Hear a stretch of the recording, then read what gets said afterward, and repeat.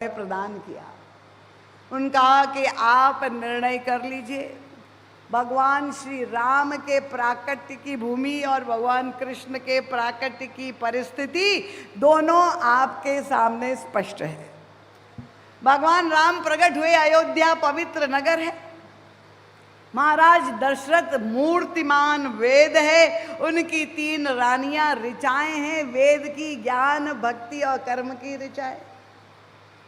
और जब उन्हें प्रभु के प्राप्ति के लिए जब आवश्यकता व्याकुलता हुई तो उन्होंने यज्ञ किया, श्रृंगी ऋषि को बुलाकर और पुत्रेष्ठ यज्ञ किया, तब भगवान की प्राकट्य हुआ। अब जब हम भगवान श्री कृष्ण के अवतार की भूमिका देखते हैं, जिसका स्मरण गोस्वामी तुलसीदास जी ने किया कि कहाँ पर प्रकट हुए, मथुरा की भूमि में। अब मथुरा का शासक कौन है? मथुरा का शासक कंस है। और कंस का क्या परिचय है? जिसने अपने ही पिता उग्रसेन को बंदी बनाकर कारागार में डाल करके और राज सत्ता छीन कर और राजा बन गया है वो कंस। परम पूज्य महाराज श्री कहते ये कंस मूर्तिमान देहाभिमान का प्रतीक है। तो यहाँ 2 प्रकार के व्यक्ति के अंतर मन का दृश्य सामने है। अगर आपको लगता है कि आपका जीवन ज्ञानमय विचारमय है, वेद ज्ञान और उसके प्रतीक है, अगर आपको लगता है कि आप स्वतंत्र है, जो भी आप संकल्प करते हैं वो पूर्ण होते हैं, तो अगर प्रकाशमय आपका अंतर हृदय है, अगर आप स्वतंत्रता का अनुभव कर रहे हैं, तो निश्चित रूप से आप अपनी जिह्वा को कौशल्या बना लीजिए और वहाँ पर राम का प्राकट्य, नाम भगवान का प्राकट्य होगा। पर गोस्वामी जी जब अपनी ओर देखते हैं, देखिए यहीं पर संत की करुणा संसार के सारे जीवों को शिक्षा देने के लिए स्वयं अपना दृष्टांत दे करके हमें सिखाते हैं। गोस्वामी जी प्रभु से आर्त प्रार्थना करते कि हे प्रभु, मेरे जीवन में तो केवल अंधकार है, तमसा छन्न मेरा अंतःकरण है, जहाँ केवल अज्ञान का अंधकार है, नैराश्य है, क्योंकि देहाभिमान रूपी कंस का ही शासन है और मैं पूरी तरह से परतंत्र हूँ, मैं कुछ भी, मेरे संकल्प पूर्ण नहीं हो पा रहे हैं।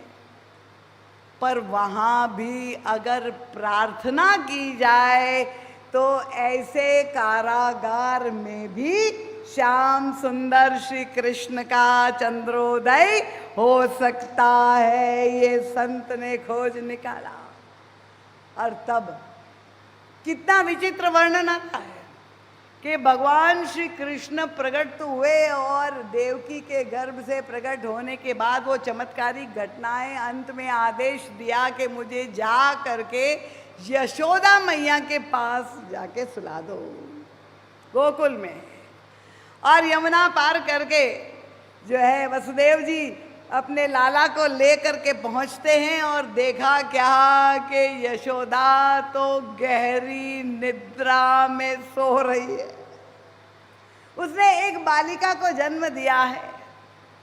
और तब क्या करते हैं वसुदेव जी, उस बालिका को ले लेते हैं और अपने लाला श्री कृष्ण को यशोदा के बाजू में सुला करके चुपके से चले।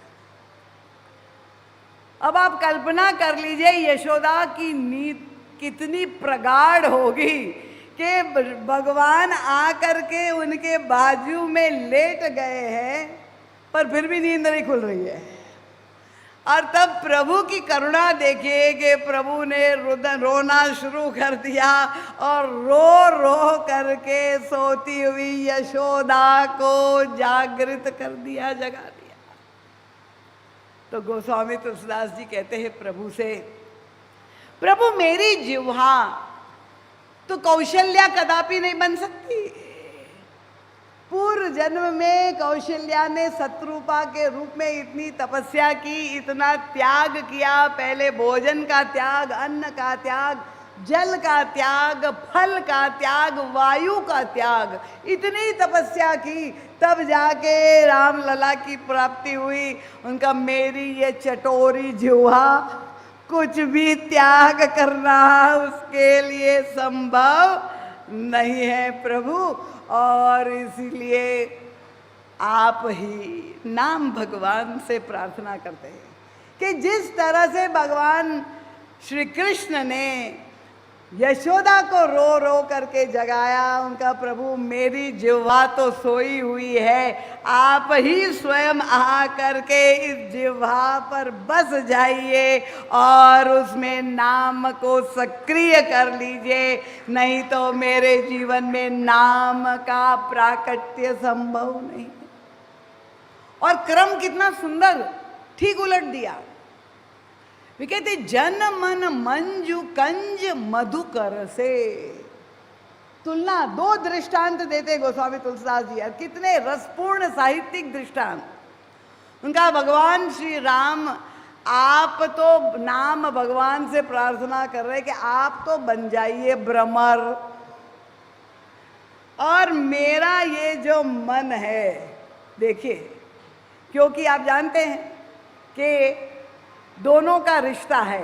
कमल जो है प्रभु के चरण, उनका कि मेरा मन जो है ये कमल है और आप बन जाइए भ्रमर।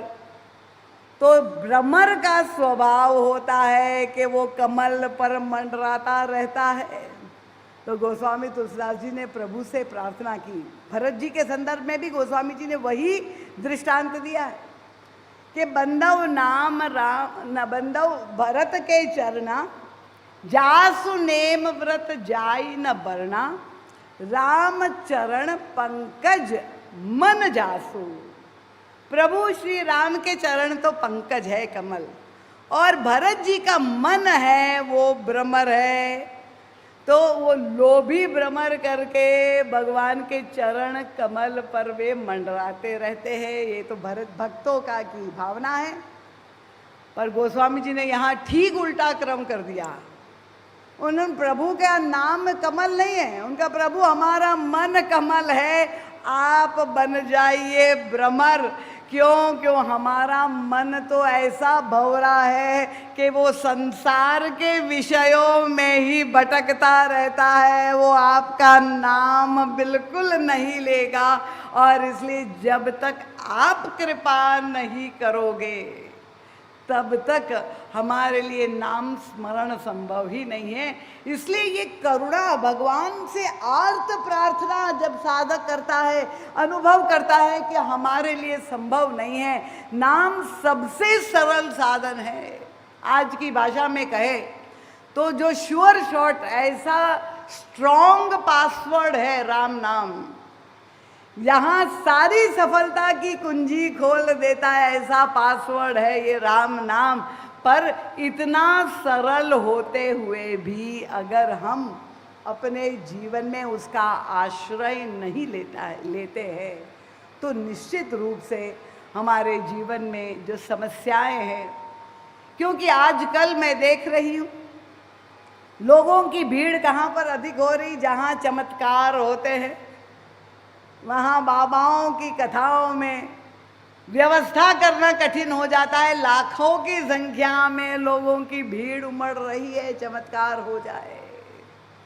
पर गोस्वामी तुलसीदास जी ने हम सबको निमंत्रित किया है ऐसा चमत्कार, इतना सरल, जहाँ लोक और परलोक दोनों में पूरी तरह से धन्यता की प्राप्ति हो सकती है। आप मुझे देख लो, गोस्वामी जी स्वयं का दृष्टांत दे करके कहते हैं कि राम नाम की महिमा, राम से अधिक, उन्होंने कहा राम से बड़ा राम का नाम।